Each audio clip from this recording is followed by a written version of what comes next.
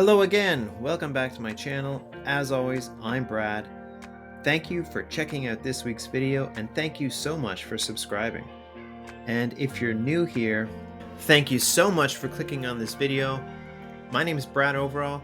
I'm a freelance illustrator and an animator with over 20 years experience working in the animation industry. And on this channel, I want to share some of the skills and techniques that I've learned over the years with you.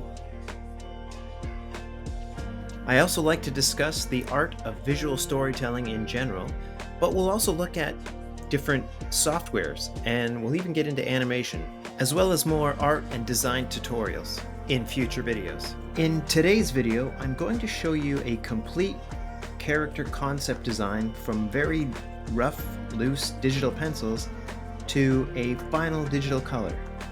I'll be using Clip Studio Paint for the entire process, and I'm sorry that I didn't get a Clip Studio tutorial up yet, but I am working on it and I'll be adding that video in the next week or two. For this concept design piece, I'm working on a character for an original story that I've been playing around with for a while. What I like to do when working out new character designs is to draw them out several times, but when I'm drawing them, I'm thinking about their personalities and what makes them tick and what drives them. And what are their fears? When you're designing your characters, think about what point are they at on their journey of life? And are they broken from a past trauma? Are they trying to find themselves in an unknown world? Think about their history and their flaws as you're designing them. For this character of mine, I know that she's a warrior from an alien race. She's working for a shady galactic corporation, kind of against her will as a bounty hunter of sorts, as she works to pay off a debt and save someone she loves. Yeah, she's got some history. So as you can see here, I'm keeping everything really loose, really rough. It's a bit of a 3/4 back view with her looking over her shoulder. As always, I'm using shapes to rough out her torso and her hips. I'm adding more solid lines here so I can get a better idea of her pose and to see if it's working well enough. I will continue to refine and change things as I go through this process. Nothing at this point is going to be ideal. I will change it quite a bit as I'm moving forward. Because she's an alien, I kind of like the idea of her having horns or maybe antennae that sort of look like horns, and maybe one is broken because, she's seen some serious action in the past, and it's kind of a visual cue to let you know that her character is damaged in some way, not just, in appearance, but maybe her character is broken in some way as well. I'll continue to work out the rough costume detail a little more here. Probably change her pose a little bit. Her head wasn't quite right. I'll continue to add details and refine things at this stage as much as I need to. Here I'll start adding detail to the hair and working out how those horns of hers work.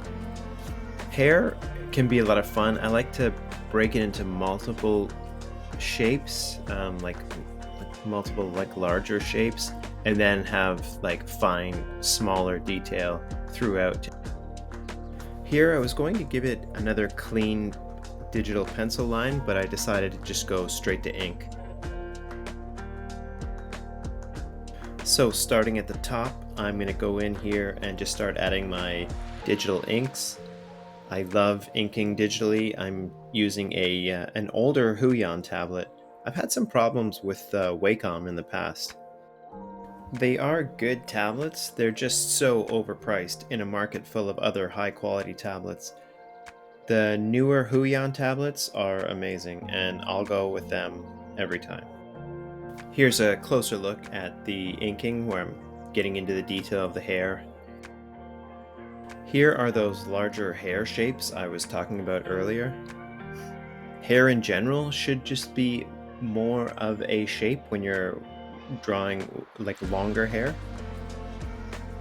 And for detail, I'll just add a few smaller, thinner lines around the hair shapes that I've already created. You don't want to go too heavy with hair details and individual line work. Now we'll work out this broken horn here. Now some face details, and I'll just keep working my way down and inking the rest of her lines and just get everything nice and cleaned up. And I gotta say, again, digital inking is so much fun.